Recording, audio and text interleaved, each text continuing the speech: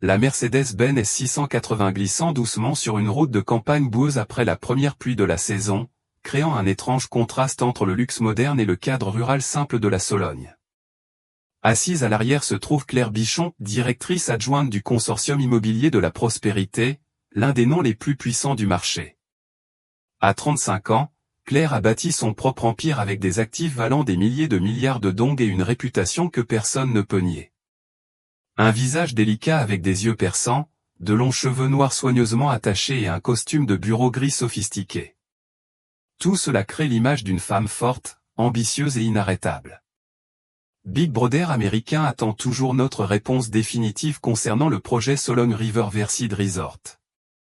Sœur Claire, ils veulent conclure le contrat cette semaine.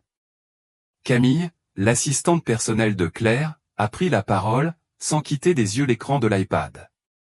Claire fronça les sourcils, sa main glissant rapidement sur son téléphone pour vérifier ses emails. Dites-leur d'attendre que j'ai inspecté le site. Je ne signe rien avant de l'avoir vu de mes propres yeux. C'est un projet de 500 millions de dollars, ce n'est pas une plaisanterie. Le ciel de Sologne devint soudain étrangement sombre.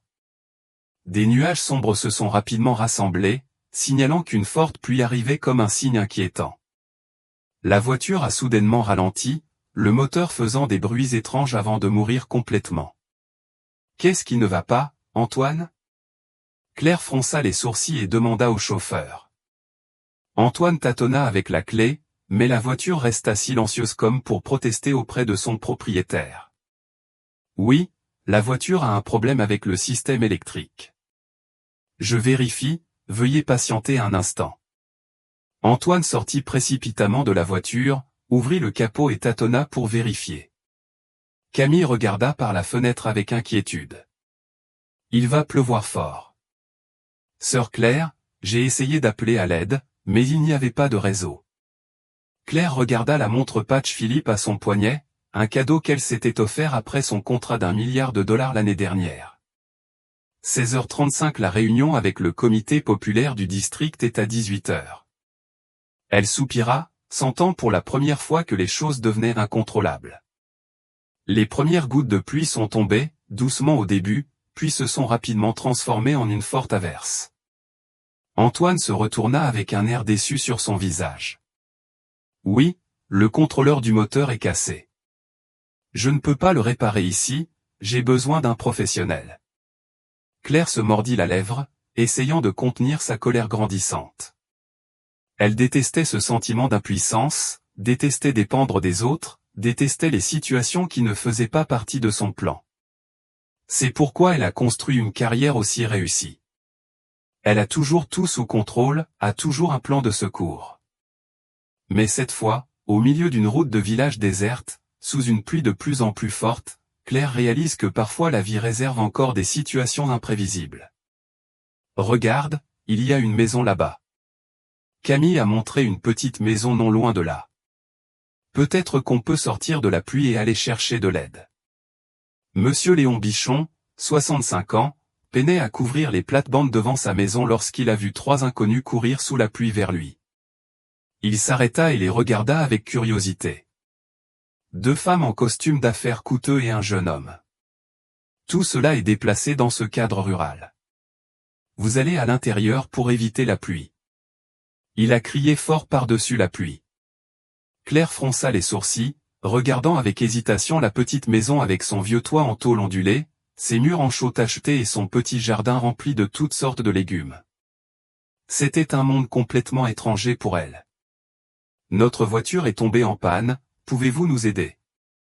Antoine a pris la parole. Monsieur Léon hocha la tête.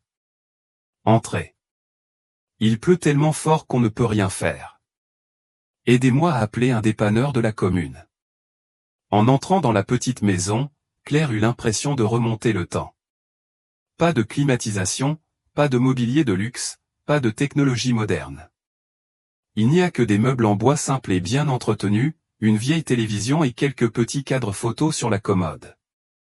Ce qui a attiré l'attention de Claire était un cadre photo face cachée et une petite boîte en bois soigneusement verrouillée.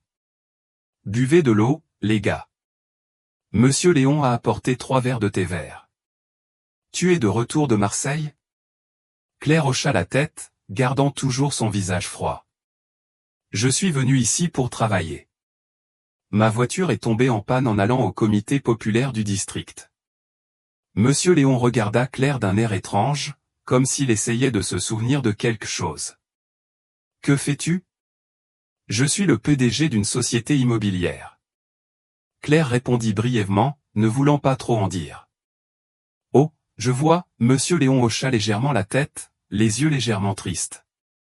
Beaucoup de gens de la ville viennent ici ces jours-ci. Ils ont dit qu'ils rendraient la Sologne plus développée. Alors que Claire parlait au téléphone avec son conjoint, elle a vu par hasard monsieur Léon sortir une photo d'une boîte en bois, la regarder un instant avec des yeux attendris, puis la ranger rapidement lorsqu'il la vit la regarder. C'était un petit geste, mais cela rendait Claire curieuse. Elle avait toujours eu le don de lire les gens, et son instinct lui disait que ce vieil homme cachait quelque chose. Antoine est revenu après avoir vérifié la situation. Claire, je viens de me connecter. Les météorologues prévoient que la pluie durera toute la nuit et pourrait provoquer des inondations localisées. Les sauveteurs ont déclaré qu'ils ne pourraient pas arriver sur place avant demain matin car les routes étaient difficiles. Claire soupira, se sentant encore plus frustrée. Une nuit dans cette maison est inimaginable. Vous les gars, restez ici. Monsieur Léon a pris la parole. Je vis seul, grande maison. La nièce peut se reposer dans la chambre intérieure, les deux autres dans le salon. Je préparerai le dîner. La nuit est tombée, la pluie ne montrait toujours aucun signe d'arrêt. Après un repas simple mais délicieux composé de poissons braisés dans un pot en terre cuite, de soupe aigre et de gloire du matin sautée à l'ail, Claire s'assit sur le petit lit de la chambre que monsieur Léon lui avait réservé. La chambre était petite mais propre, avec des murs blanchis à la chaux et une petite fenêtre donnant sur le jardin arrière. Sur le mur, il y a quelques peintures de paysages simples et un vieux calendrier. Claire a ouvert son téléphone pour consulter le mail concernant le projet domaine de la Sologne-Rive-Claire. 30 hectares de terrain riverain seront transformés en premier complexe hôtelier 5 étoiles de la province, avec un terrain de golf, une marina et des villas de luxe. Des centaines de ménages devront déménager, mais c'est le prix à payer pour le développement, se dit-elle. Le bruit de la pluie tombant sur le toit en tôle ondulée créait un son constant qui faisait dériver l'esprit de Claire vers le passé. Sa mère Louise Garnier est décédée depuis 15 ans. Avant de partir, elle n'a laissé à Claire que quelques indices sur le père qu'elle n'avait jamais rencontré, un solonnier, exerçant un métier traditionnel de menuisier. Mais Claire n'a jamais cherché. Elle a toujours cru que son père l'avait abandonnée, elle et sa mère, et qu'elle n'avait pas besoin de lui dans sa vie. Cette nuit-là, Claire se tournait et se retournait, incapable de dormir. Non pas à cause du lit dur ou du bruit de la pluie qui s'abattait sur le toit, mais à cause des pensées étranges qui tourbillonnaient dans ma tête. Sologne. Sa mère n'a jamais beaucoup parlé de cet endroit. Mais dans ces derniers instants, elle a mentionné un nom, Sologne. Si vous voulez connaître votre père, allez en Sologne. Les derniers mots de ma mère résonnaient dans mon esprit. Claire secoua la tête, essayant de chasser ces absurdités de son esprit. Elle est venue ici pour travailler, pas pour déterrer le passé. Mais ensuite, l'image de monsieur Léon avec la mystérieuse photo est réapparue. Il y avait quelque chose chez ce vieil homme que Claire ne pouvait s'empêcher de remarquer. Elle se dit que ce n'était qu'une coïncidence, mais son intuition lui disait qu'il y avait quelque chose de plus profond. Dans la petite maison sous la pluie battante, Claire eut soudain l'impression d'être au seuil d'un grand secret qu'elle n'était pas prête à affronter. La lumière du soleil du petit matin filtrait à travers la fenêtre, réveillant Claire de son sommeil agité. Elle fut surprise de réaliser qu'elle s'était endormie. L'horloge n'indiquait que 6 heures du matin, mais de la cuisine provenait le bruit des sautés et l'arôme du porridge. Claire a enfilé des vêtements de rechange pris dans sa valise, a lissé les plis de son costume et est sortie. Monsieur Léon s'était levé tôt et préparait un petit déjeuner simple composé de porridge blanc, de cornichons et d'œufs au plat. Tu te lèves tôt. Je pensais que les citadins se couchaient généralement tard. Monsieur Léon sourit en posant le bol de porridge chaud sur la table, un sourire doux et chaleureux comme le délicieux bol de porridge blanc. Claire ne répondit pas, Elle hocha simplement légèrement la tête. « Comment se passe la réparation de la voiture ?» demanda-t-elle, les yeux toujours rivés sur son téléphone pour vérifier ses emails. « J'ai appelé mes connaissances de la commune, elles viendront à midi. » La pluie a cessé, mais les routes sont encore inondées, nous devons donc attendre. Monsieur Léon répondit doucement, gardant toujours un sourire aux lèvres. Son calme rendait Claire un peu mal à l'aise. Elle n'était pas habituée à ce rythme de vie lent et sans hâte. Après le petit déjeuner, Claire s'est promenée dans le petit jardin pour respirer l'air frais après la pluie. Potager vert et frais avec toutes sortes d'herbes et de fruits familiers de la campagne du sud. Dans le coin du jardin, une petite lucarne attira son attention. Contrairement à la simple maison principale, celle-ci est construite plus méticuleusement avec des sculptures complexes sur les portes en bois. C'est mon petit atelier de menuiserie. La voix de Monsieur Léon résonna derrière elle, surprenant Claire. Je fais ce métier depuis près de 40 ans. Claire fronça les sourcils, une pensée lui traversant l'esprit. La menuiserie, le thé, les indices laissés par sa mère. Mais elle a rapidement rejeté cette idée, se disant que ce n'était qu'une coïncidence. Tu es vraiment doué. Claire commenta, essayant de garder un ton indifférent. Je vois beaucoup de beaux meubles en bois dans la maison. Monsieur Léon sourit doucement. C'est un plaisir pour moi de créer des objets en bois. Chaque morceau de bois a sa propre histoire, comme chaque personne. Camille et Antoine reviennent du marché, apportant des informations des villageois. Sœur Claire, j'ai entendu dire que notre projet de violon rencontre l'opposition des habitants. Camille rapporte. Ils sont préoccupés par les déplacements et l'impact sur leurs moyens de subsistance. Claire retroussa ses lèvres. C'est prévu. Il y a toujours un revers à la médaille. Nous les rémunérons correctement et créerons des emplois pour eux. C'est une situation gagnant-gagnant. Monsieur Léon écoutait tranquillement la conversation, les yeux légèrement tristes. Savez-vous? Il a pris la parole. Cette terre est associée à des gens depuis des générations. L'argent ne suffit pas à acheter des souvenirs et des racines. Claire se tourna vers lui, une pointe d'agacement dans les yeux. Mais le développement est inévitable, monsieur. On ne peut pas vivre éternellement dans le passé. Le Vietnam change, et la Sologne aussi. Monsieur Léon soupira. Je ne suis pas contre le développement. Mais un développement sans préservation de l'identité est comme un arbre sans racines, il ne survivra pas longtemps. À midi, en attendant que le mécanicien répare sa voiture, Claire était assise sous le manguier devant sa maison, travaillant sur son ordinateur portable. Monsieur Léon est sorti dans le jardin, s'occupant de quelques travaux dans la maison. Curieuse, Claire se leva et marcha tranquillement vers le ciel. À travers la porte entr'ouverte, elle vit Monsieur Léon fabriquer avec attention un petit bateau en bois, travaillant méticuleusement sur chaque détail. Il y avait quelque chose dans son comportement qui émouvait Claire, la patience, l'amour mis dans chaque ciseau, chaque scie. Aimez-vous les bateaux en bois? Monsieur Léon leva les yeux en souriant lorsqu'il reconnut Claire debout dans l'embrasure de la porte. Claire était un peu gênée d'avoir été surprise. Oui, je suis juste curieux. À quoi sert ce bateau? Monsieur Léon caressait doucement la coque du bateau, les yeux lointains. Pour se remémorer des souvenirs. Parfois, les chemins se séparent, mais je crois que si le destin existe encore, ils trouveront un moyen de revenir. Tout comme ce bateau trouvera un point d'amarrage. Les paroles simples mais profondes de Monsieur Léon ont ému Claire.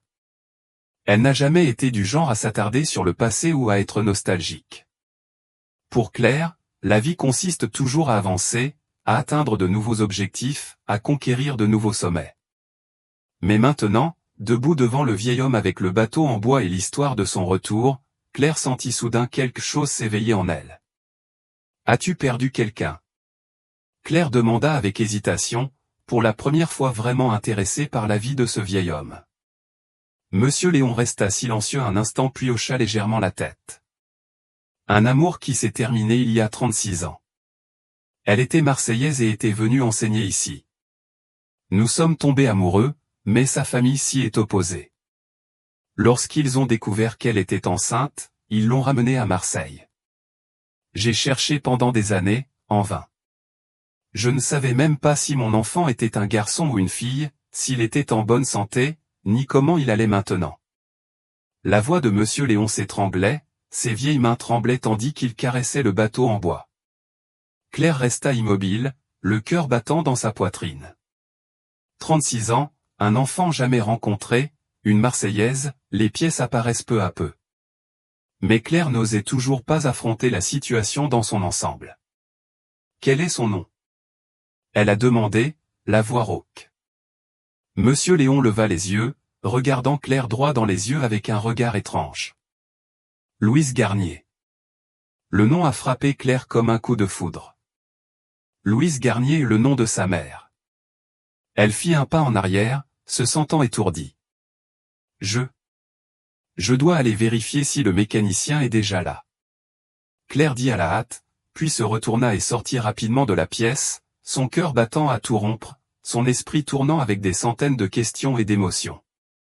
En passant devant le salon, Claire aperçut par hasard un vieux cahier sur l'étagère. Par curiosité, elle l'ouvrit et fut surprise de voir le nom de Louise Garnier écrit plusieurs fois, accompagné de poèmes d'amour naïfs mais sincères. Et puis, alors qu'il tournait la page suivante, un petit mouchoir brodé en tomba. Le nom en Louise y était brodé, le surnom de sa mère que seuls ses amis proches connaissaient. Avant que Claire ne puisse réfléchir davantage, Antoine appela depuis la cour, « Claire, le mécanicien est là. » Claire remit rapidement le carnet à sa place, fourra le mouchoir dans sa poche et sortit. Monsieur Léon est également descendu du ciel, ses yeux suivant Claire avec confusion, comme s'il cherchait lui aussi la réponse à une grande question. « Ma voiture a un problème avec le calculateur moteur et nécessite une pièce de rechange. Ce ne sera pas fait avant cet après-midi. Le mécanicien l'a annoncé après l'inspection. Ça ne peut pas être plus rapide? J'ai une réunion importante. » Claire était impatiente. Malheureusement, la pièce de rechange devait être commandée en ville, et les routes venaient juste d'être dégagées, donc cela prendrait un certain temps. Claire soupira en regardant la route du village qui était encore boueuse à cause de la forte pluie. Elle a dû demander au comité de reporter la réunion, ce qu'elle détestait faire. Monsieur Léon s'est approché. « Tu te reposes ici.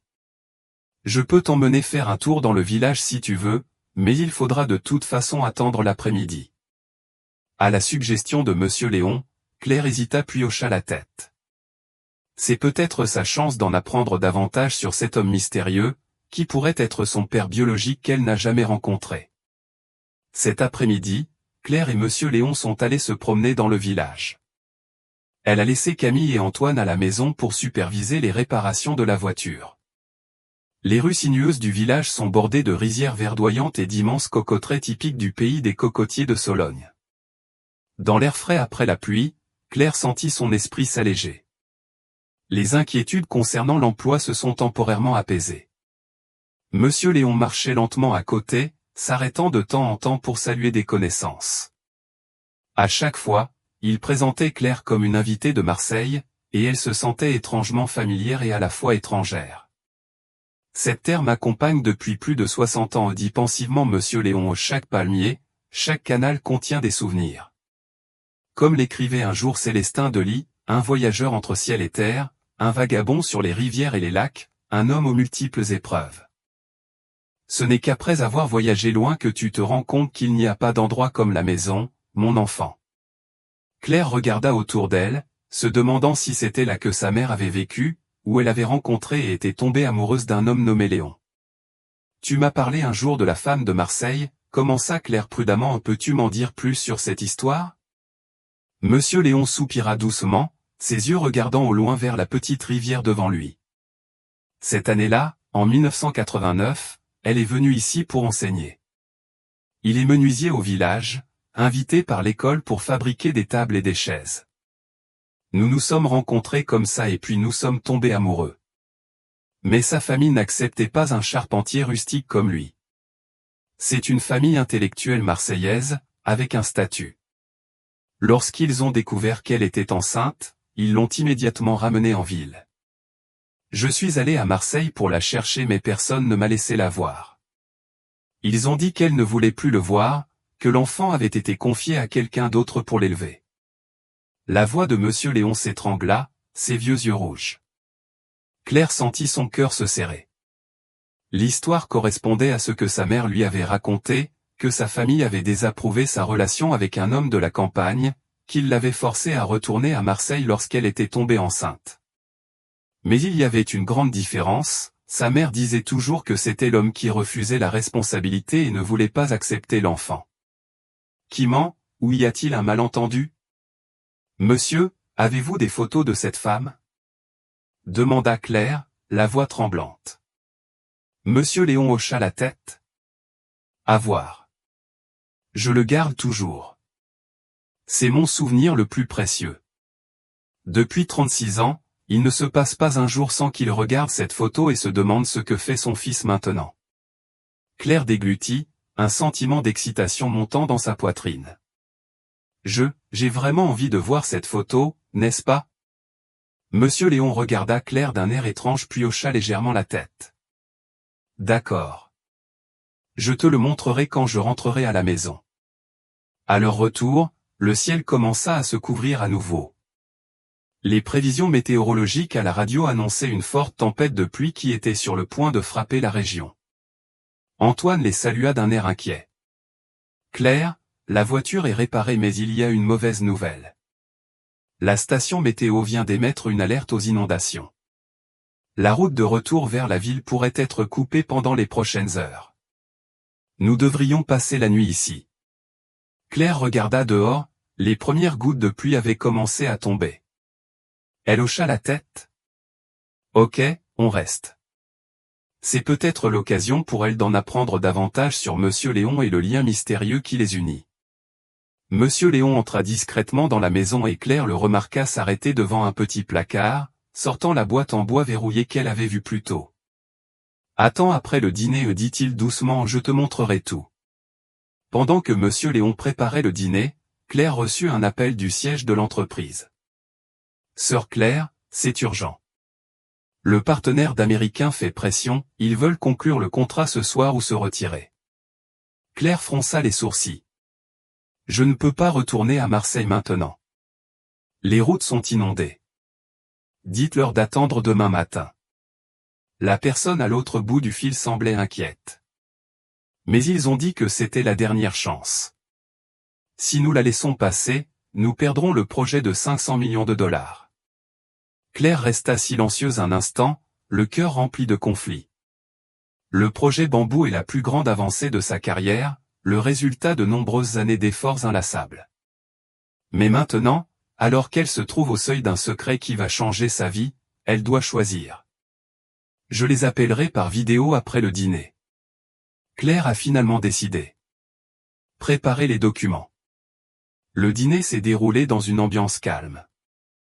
Dehors, la pluie avait commencé à tomber fort, accompagnée de grondements de tonnerre occasionnels.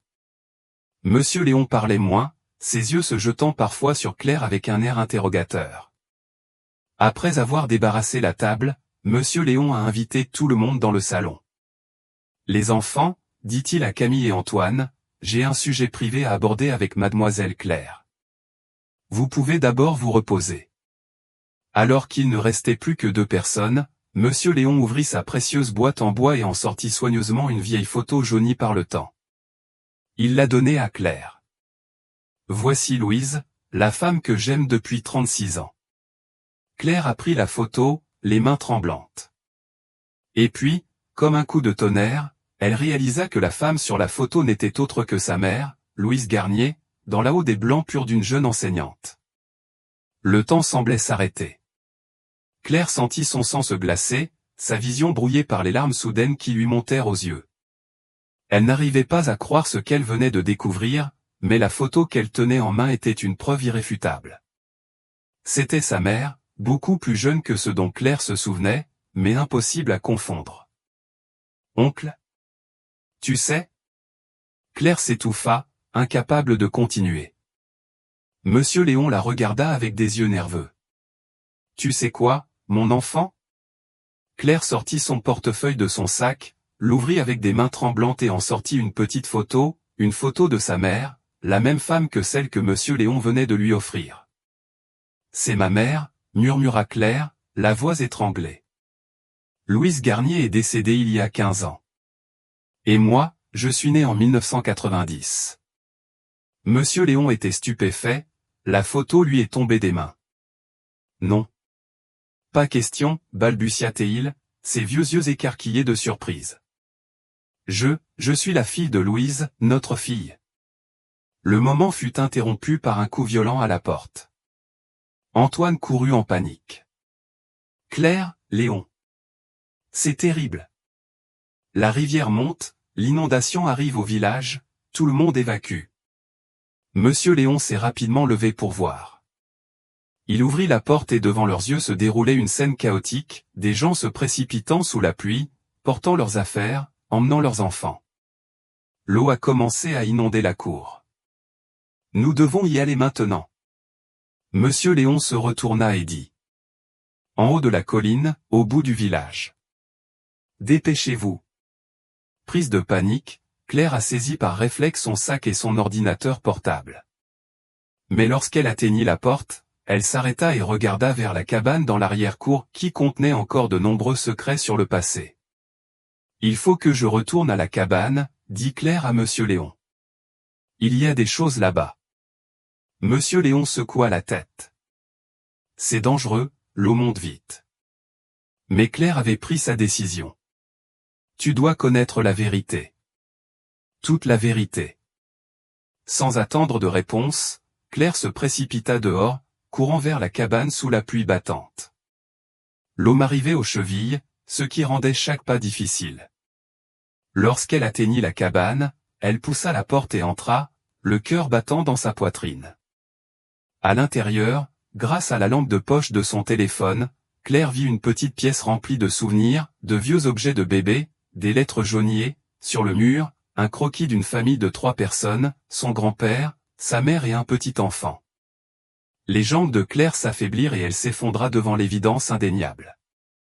C'est ici que Monsieur Léon s'apprêtait à accueillir sa fille jamais vue auparavant. C'est ici qu'il garde espoir depuis 36 ans. Et tout ce que sa mère disait à propos de son père irresponsable qui les avait abandonnés, c'étaient tous des mensonges.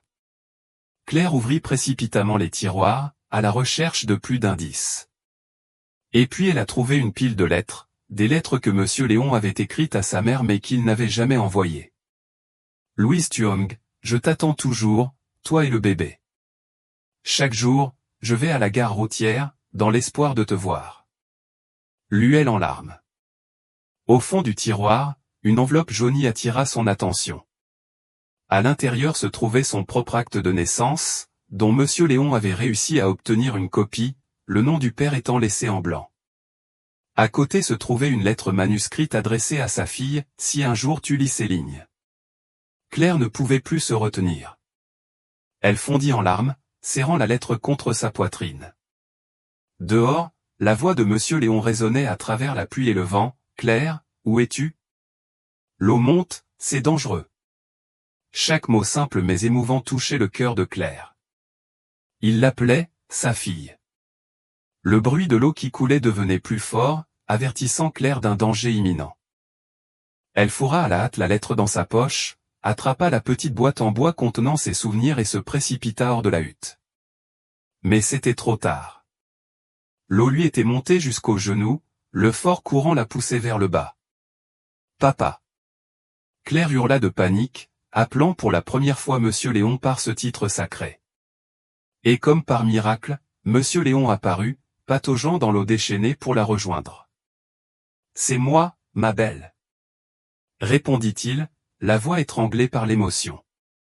Il prit la main de Claire et l'aida à se relever. « Nous devons partir maintenant, dit-il.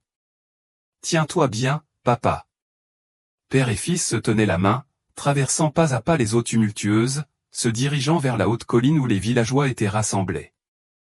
Cette nuit-là, au milieu de l'inondation déchaînée, Claire a retrouvé le père qu'elle pensait avoir perdu à jamais.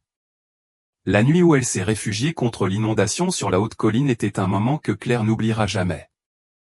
Sous un abri de fortune, au milieu du crépitement de la pluie et de la respiration régulière des villageois endormis d'épuisement, Claire et Monsieur Léon, son père nouvellement retrouvé, ont discuté toute la nuit, démêlant les nœuds du passé. Je ne comprends pas pourquoi ta mère t'a dit que je vous avais abandonnés tous les deux. Songea Monsieur Léon, les yeux remplis de douleur. Je vous ai cherché, vous et votre mère, pendant des années. Je suis allé jusqu'à Marseille, mais votre famille a refusé que je les voie. Il disait que votre mère ne voulait plus me voir, que l'enfant avait été confié à quelqu'un d'autre. J'y ai cru. Claire ouvrit la boîte en bois qu'elle avait sauvée de la cabane et en sortit les vieilles lettres. Je crois comprendre ce qui s'est passé. Dans les lettres que vous avez laissées, vous avez écrit que votre famille vous avait menti à tous les deux. Ils vous ont dit que papa ne voulait pas de moi, et lui ont dit que maman ne voulait plus le voir. Vous l'avez cru jusqu'à ce que votre santé décline. Monsieur Léon fut ému aux larmes lorsque Claire lui lut les derniers mots de sa mère. Ma chère fille, il ne me reste plus beaucoup de temps. Il y a une vérité que je dois te dire, ton père n'est pas celui qui nous a abandonnés, comme je l'ai dit. Mon grand-père a empêché notre amour, il nous a menti à tous les deux. Ton père est un brave homme de Sologne, nommé Léon Bichon. Si tu veux en savoir plus sur lui, va en Sologne. Monsieur Léon ne pouvait plus se retenir. Il a pleuré comme un bébé. 36 années de douleur et de désir éclatent au moment de la réalisation. Claire pleurait aussi, serrant fort son père dans ses bras.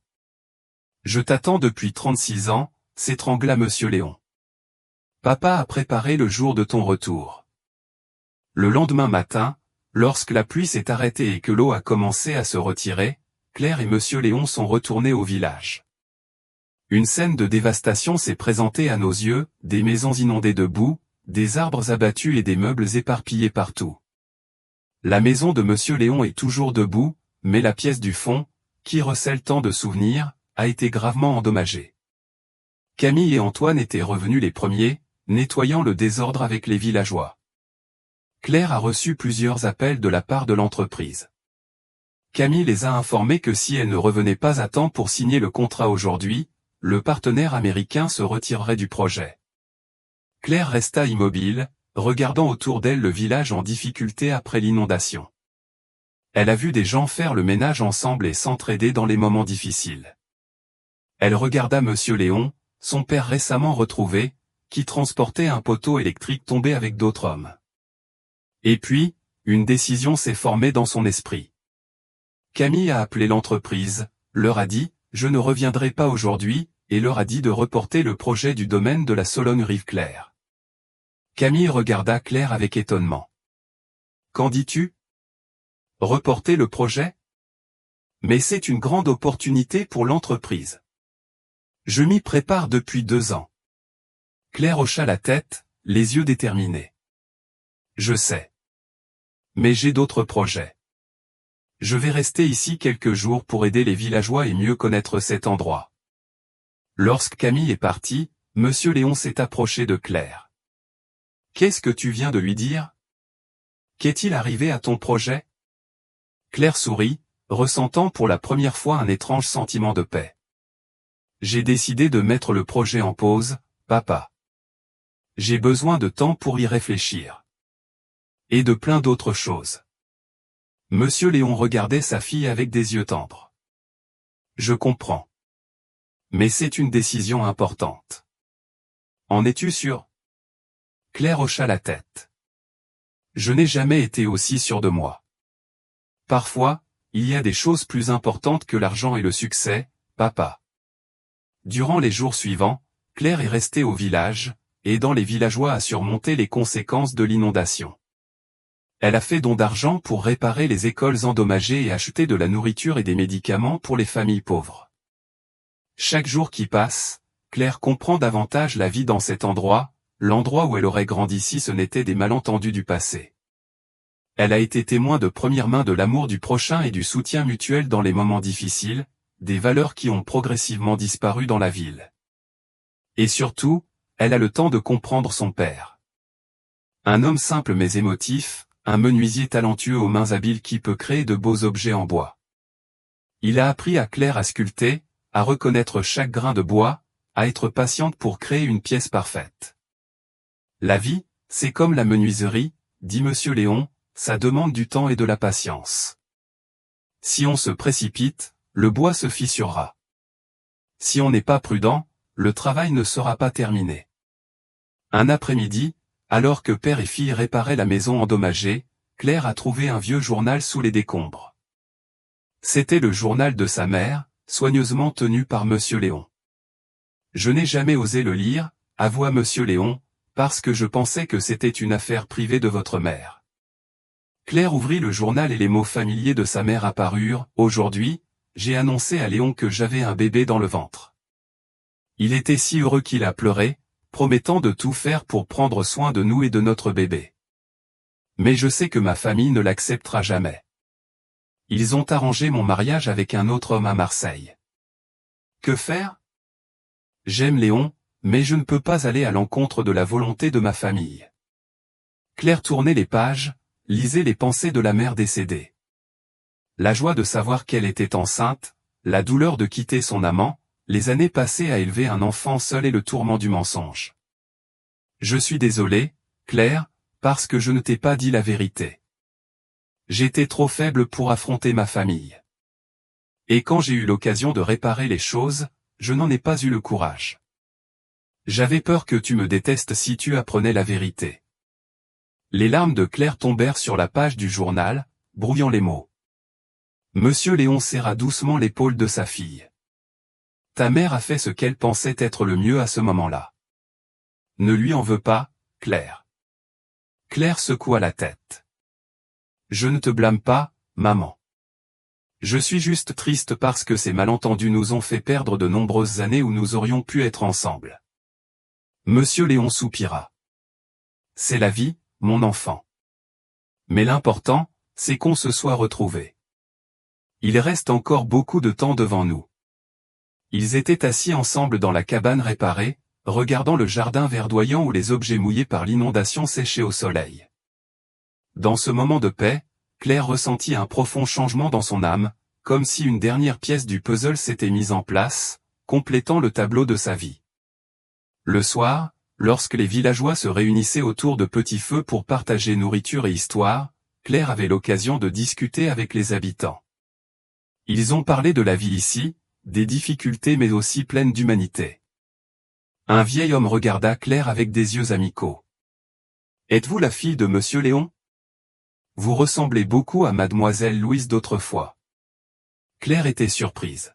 « Connaissez-vous ma mère? » Le vieil homme hocha la tête. « Bien sûr. Mademoiselle Louise enseigne ici.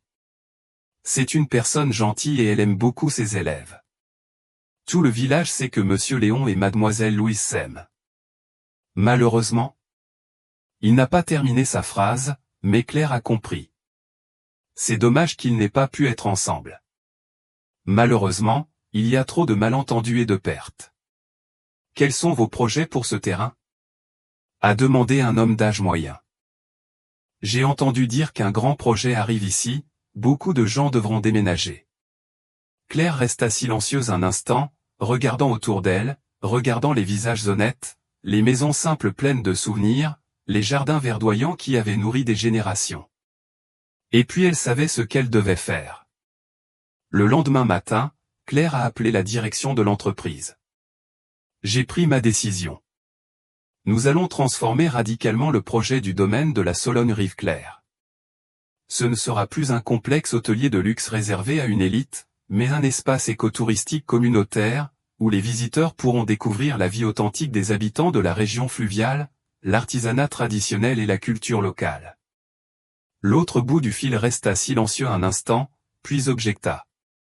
Mais Claire, cela réduirait considérablement le bénéfice escompté.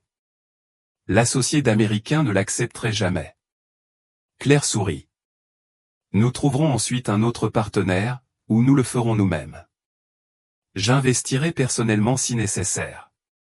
Il ne s'agit pas seulement d'une décision commerciale, mais aussi d'une responsabilité envers la communauté. Et je suis convaincu qu'à long terme, ce projet sera un succès et une réussite durable. Après l'appel, Claire ressentit un étrange sentiment de soulagement. Louise a été la première de sa carrière à prendre des décisions fondées non seulement sur le profit, mais aussi sur des valeurs plus nobles. Avant de quitter le village pour retourner à Marseille afin de préparer un nouveau projet, Claire a passé du temps avec Monsieur Léon pour terminer le bateau en bois qu'il avait commencé à construire. Ce bateau, j'en rêvais depuis de nombreuses années, confie Monsieur Léon. J'imagine qu'un jour j'emmènerai ma petite fille se promener sur la rivière et lui montrerai les magnifiques paysages de notre ville natale. Claire sourit à travers ses larmes. Et maintenant, ça va arriver, n'est-ce pas, papa? Monsieur Léon hocha la tête en tapotant la planche de bois dans sa main. C'est vrai, mon enfant. Il n'est jamais trop tard pour recommencer, pour réparer les choses cassées. Comme le bois. Même avec des fissures, avec de la patience et de l'amour, on peut encore en faire une belle œuvre d'art. Claire regarda son père avec une gratitude infinie. Durant leur courte période ensemble, il lui a enseigné des leçons de vie qu'aucune université ou aucun cours de commerce ne pouvait lui enseigner. Papa, dit Claire d'une voix pleine d'émotion, je reviendrai te voir souvent. Et quand le projet sera terminé, tu n'auras plus besoin de déménager. Cette maison, ce jardin et ce village t'appartiendront toujours, à toi et à tous. Un an plus tard, la communauté écologique de Sologne où le nouveau nom du projet achève sa première phase. Au lieu de villas de luxe et de terrains de golf exclusifs, la zone écotouristique est parsemée de maisons traditionnelles en bois, délicatement construites en harmonie avec la nature. Les populations locales n'ont pas besoin de se déplacer. Au lieu de cela, ils deviennent partie intégrante du projet, ils guident les touristes dans le village artisanal, leur apprennent à faire des gâteaux traditionnels, rament sur la rivière, récoltent des noix de coco. Le travail de menuiserie dirigé par Monsieur Léon est devenu un point fort de la zone touristique, où les visiteurs peuvent assister au processus de création d'œuvres d'art en bois et même fabriquer eux-mêmes de petits souvenirs. Le projet n'a pas généré d'énormes profits comme prévu initialement, mais il a créé une valeur durable pour la communauté et a été salué par les touristes et les experts du tourisme. Claire a beaucoup changé. Elle n'est plus la milliardaire froide qui ne se soucie que du travail et du profit. Elle partage aujourd'hui son temps entre Marseille et la Sologne, dirigeant l'entreprise et développant des projets d'écotourisme. La maison de Monsieur Léon a été rénovée pour être plus spacieuse, mais conserve toujours ses caractéristiques simples et traditionnelles. La cabane dans l'arrière-cour, témoin du moment des retrouvailles du père et du fils, a été conservée intacte et fait partie d'un petit musée sur l'histoire du village. Chaque week-end, Claire rend visite à son père, rame avec lui sur un bateau en bois sur la rivière, regarde le coucher du soleil et parle de la vie. Ces moments simples mais heureux, Claire le sait, valent bien plus que tout succès matériel qu'elle a jamais atteint. Un beau jour, alors que le père et la fille étaient assis sous le manguier devant la maison, savourant des tasses de thé au lotus parfumé, Claire regarda son vieux père avec des yeux affectueux. « Tu sais, papa ? Parfois, je me demande ce qui serait arrivé si la voiture n'était pas tombée en panne ce jour-là, si je ne t'avais pas rencontré. » Monsieur Léon sourit doucement. « Je crois que ce n'était pas une coïncidence, mon fils. C'était peut-être une façon pour ta mère de te ramener, d'achever ce qu'elle n'avait pas encore fait. » Claire hocha la tête, ses yeux regardant au loin vers l'horizon, où le soleil se couchait lentement derrière les cocotiers verts luxuriants. « Je le pense aussi, papa. Et j'en suis reconnaissant. J'ai trouvé non seulement mon père, mais aussi ma véritable identité, sous le vernis du succès et de la richesse. » En septembre, pour célébrer le premier anniversaire de l'ouverture de Sologne Éco-Communauté, Claire a organisé une cérémonie spéciale. En présence des villageois et des invités, elle a annoncé la création du fonds de bourse Louise Garnier pour les étudiants locaux pauvres mais studieux. Ma mère était enseignante dans ce village et rêvait d'apporter la lumière du savoir aux enfants des régions reculées. Aujourd'hui, je veux poursuivre ce rêve. Claire s'est exprimée avec émotion sur scène, aux côtés de Monsieur Léon avec un sourire fier. Et je veux aussi partager mon histoire avec tout le monde. Une histoire de malentendus qui ont déchiré une famille, et d'amour qui a transcendé le temps pour les réunir. Parfois, on cherche le bonheur au loin, dans l'argent et la gloire. Mais en fait, il est tout près de nous, dans les choses les plus simples, l'amour de la famille, l'amour du prochain et la paix de l'esprit. Après la cérémonie, Claire et Monsieur Léon ont emmené les invités visiter le village de menuiserie. Le centre de l'espace d'exposition est le bateau en bois que le père et le fils ont construit ensemble, symbolisant leur voyage de retour l'un vers l'autre. À côté du bateau se trouve une grande photo de Louise Garnier, la femme qui a uni père et fils, même dans les circonstances les plus difficiles. « Je t'ai ramené », murmura Claire en plaçant un lotus blanc, la fleur préférée de sa mère, devant la photo. « Maintenant, nous sommes à nouveau une famille. » Monsieur Léon posa doucement sa main sur l'épaule de sa fille, ses vieux yeux remplis de larmes. « Je pense que ta mère sourit joyeusement quelque part, Claire. » À la tombée de la nuit, des lanternes sont allumées le long des routes du village, créant une scène pittoresque.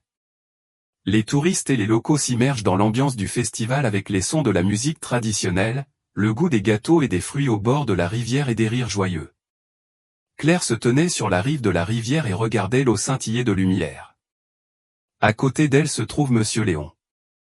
Le père et le fils profitaient en silence de ce moment paisible. « Un sou pour vos pensées ?» demanda doucement Monsieur Léon. Claire sourit. « Je pensais au destin, papa. À la façon dont parfois, les événements apparemment malheureux, une voiture en panne au milieu de la route, une pluie soudaine, sont les liens qui nous mènent au vrai bonheur.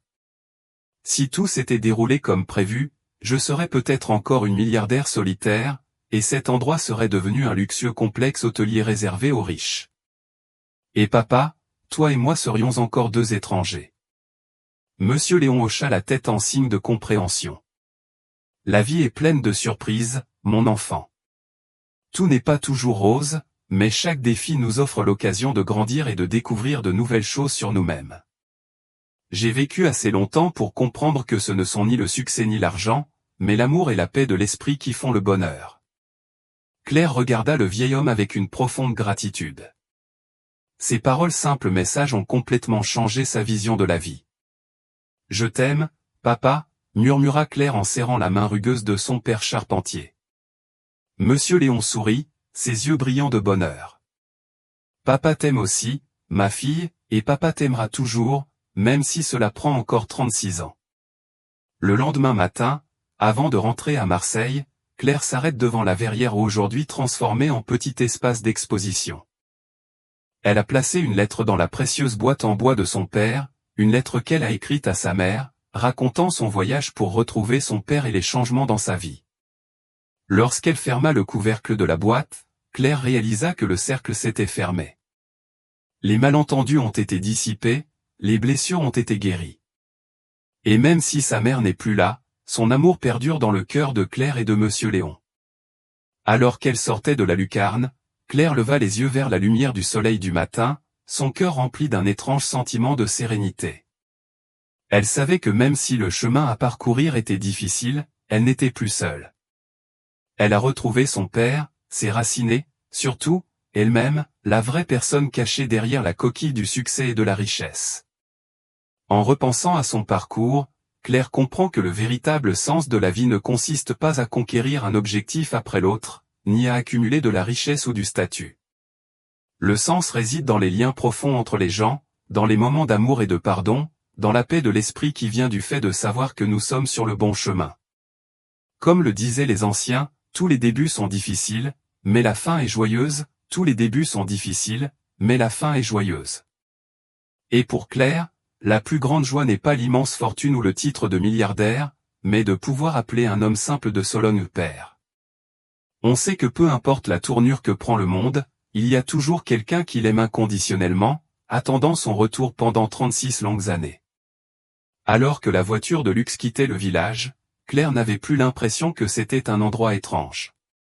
Au contraire, elle savait qu'une partie de son cœur resterait à jamais dans cet endroit où elle a trouvé les vraies valeurs de la vie, a trouvé la paix de l'esprit et a trouvé le père qu'il avait attendu toute sa vie. Profonde leçon philosophique. L'histoire de la milliardaire Claire Bichon et de son père agriculteur Léon Bichon est un témoignage de vérités éternelles sur la vie. 1. Parfois, les difficultés et les obstacles qui semblent être des malheurs sont en fait des opportunités pour nous de trouver le vrai bonheur. Une voiture en panne amène Claire auprès du père qu'elle croyait mort. Deuxièmement, le travail et la richesse du lion ne sont pas les seules mesures du bonheur. Même si elle est milliardaire, Claire se sent toujours vide jusqu'à ce qu'elle retrouve son père et ses racines. 3. Les malentendus et le manque de communication peuvent provoquer des ruptures qui durent des années, voire toute une vie, mais il n'est jamais trop tard pour faire amende honorable, pour pardonner et pour recommencer. Quatrièmement, le développement économique doit aller de pair avec la préservation des valeurs culturelles et environnementales. Le projet d'écotourisme de Claire est la preuve qu'une entreprise peut être à la fois rentable et créer une valeur durable pour la communauté. Année, l'amour a le pouvoir de transcender le temps et la distance. 36 ans de séparation n'ont pas entamé la relation père-fils, et une fois réunis, ce sentiment était encore plus profond. À travers cette histoire, nous nous rappelons que dans notre cheminement vers le succès et le bonheur, n'oublions pas de revenir à nos racines. Ne perdez pas de vue les vraies valeurs de la vie et surtout, n'abandonnez jamais la foi en l'amour, le genre d'amour qui peut surmonter toutes les barrières et guérir toutes les blessures. Chers amis, la vie est plus belle quand on sait écouter et comprendre. Merci d'avoir pris le temps de suivre les histoires significatives ci-dessus. Si vous aimez le contenu, aimez, abonnez-vous et partagez pour répandre l'amour. Je vous souhaite que chaque jour soit rempli de joie et de chance.